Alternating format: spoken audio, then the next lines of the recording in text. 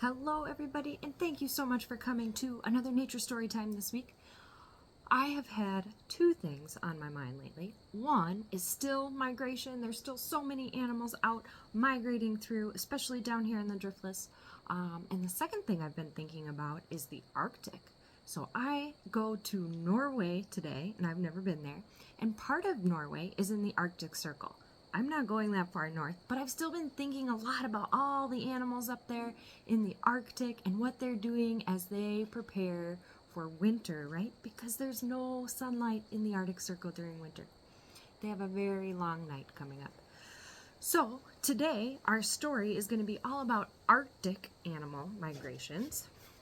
So without further ado, we'll jump right in. Our story is called North, the amazing story of Arctic migration, written by Nick Dowson and illustrated by Patrick Benson.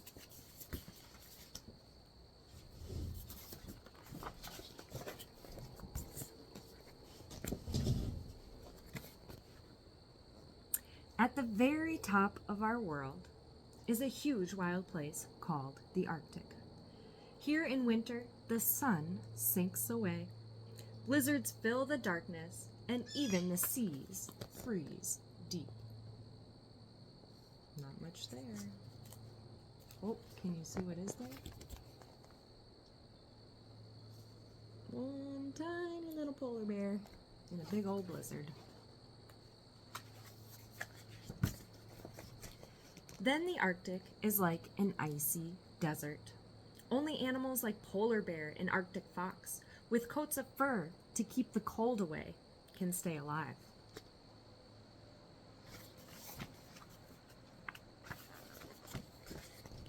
But when spring comes, bringing back the sun with light and warmth, the Arctic changes. Across its frozen seas, tiny algae begin to bloom on the undersides of the ice, coloring it golden brown. Wow, have you ever seen ice look like that? That's cool. While on land, plants creep up through melting snow, turning the tundra green.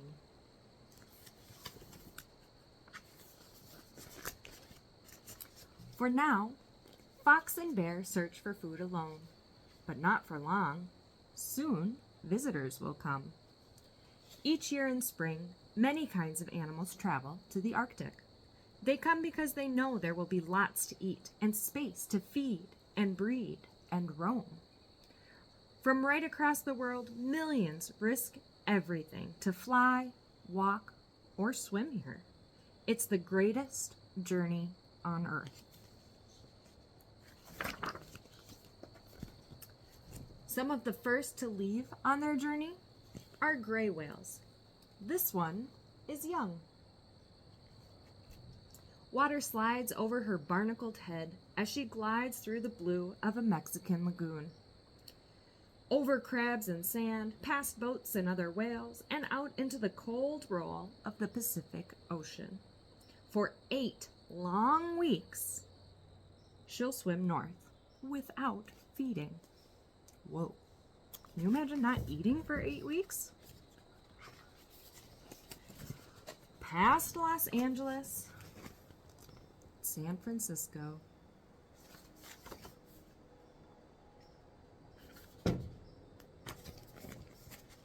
Vancouver Island, Anchorage, and into the Arctic Circle.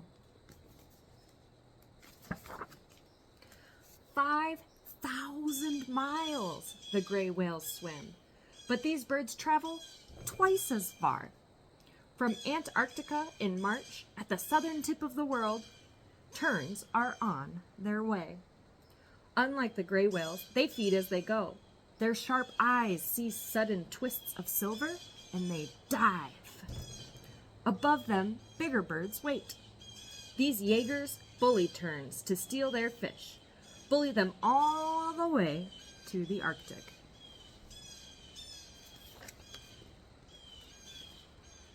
So you can see our terns looking for fish, diving down to grab them, coming up with a fish, and then being bullied by a bigger bird that steals its fish.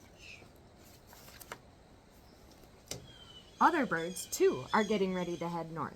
Before takeoff, they fuel up to fly.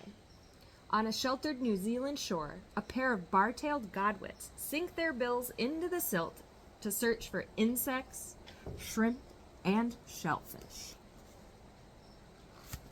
It takes a lot of energy to fly far distances. These birds have to eat up. Snow geese grub a stubble field in Mexico for grains of wasted corn. At the edge of a Chinese lake, white cranes graze. Their long legs step like ballerinas. Their huge bills tear up roots to eat. So our snow geese and the cranes. Some fly, some swim, while others walk the journey north. These pregnant caribou have left the dark Canadian forests where they wintered. As they trek through deep snow and cross cold, swollen rivers, their coats of hollow hair keep them warm and help them to swim.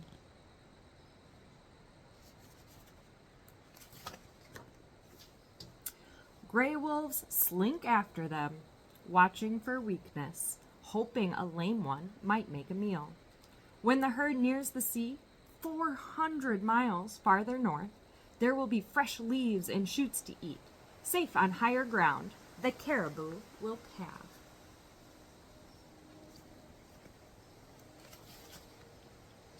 Not far away, a month-old Pacific walrus calf slides after his big blubbery mother into the cold April sea. She'll lead him slowly up the coast of Alaska, hungry for shellfish from the Arctic Ocean's floor. That blubber is really important on a walrus, right? That's what keeps it warm in those freezing cold Arctic waters.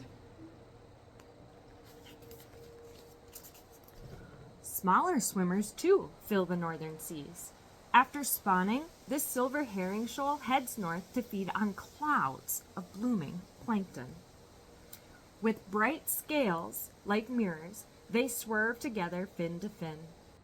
Behind them drift their fry, trillions of tiny fish carried by the current in the May Norwegian Sea.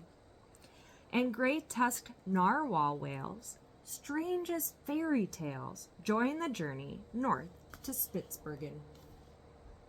So here are the silver herring shoals.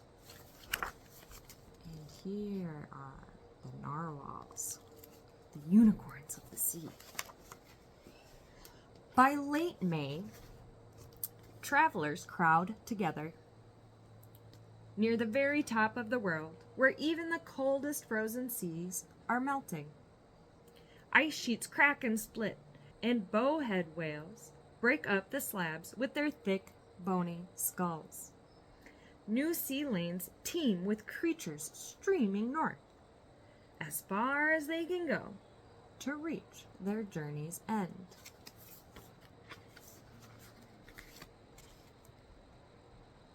Wow. What a beautiful sight to see. It's summer in the Arctic. All day and night, the sun spreads light, warming soil and water. So in winter in the Arctic, the sun doesn't rise for a very long time. In summer in the Arctic, the sun doesn't set for a very long time. Tundra flowers glow rainbow bright. The calm air hums with summer bees, and mosquitoes rise like smoke from shining pools. New life is everywhere.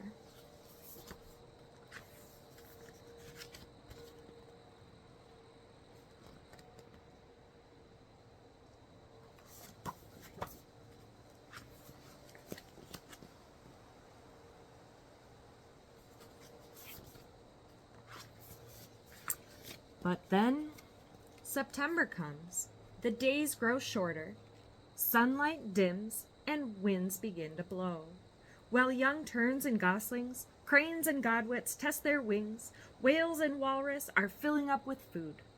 Soon all the visitors will journey south, back to where they winter.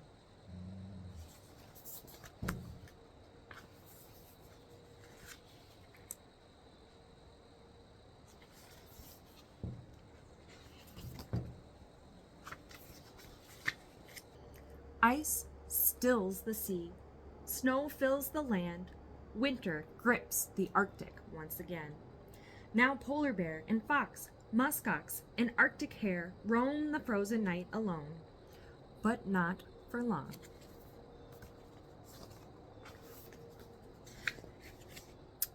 Always the sun comes warming back in spring, and once more around the world the wild migration will begin for the greatest journey on Earth.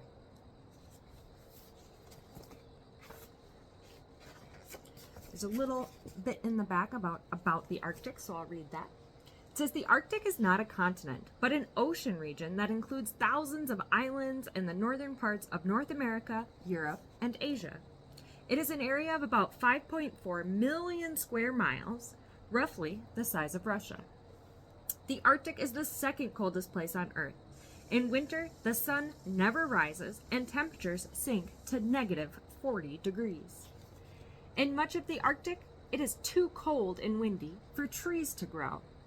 But low-lying flowering plants can survive. Not many animals can live year-round in the Arctic. Those that do include polar bears, Arctic foxes, musk oxen, and Arctic hares. Each year in spring, over 180 kinds of animal migrate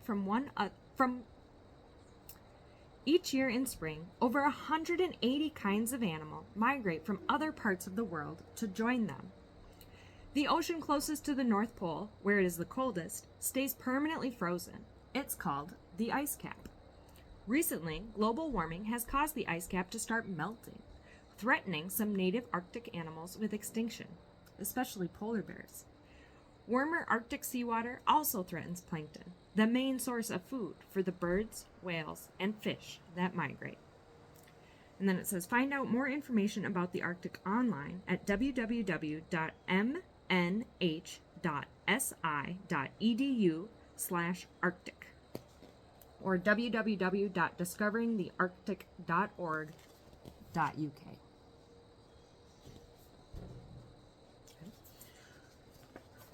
So right now during this time of year, right, the animals have started to leave the Arctic. They're migrating south to warmer areas for the winter, and then in the spring they'll return there where there's a lot of food and room to breed and lots of space for them in the summer.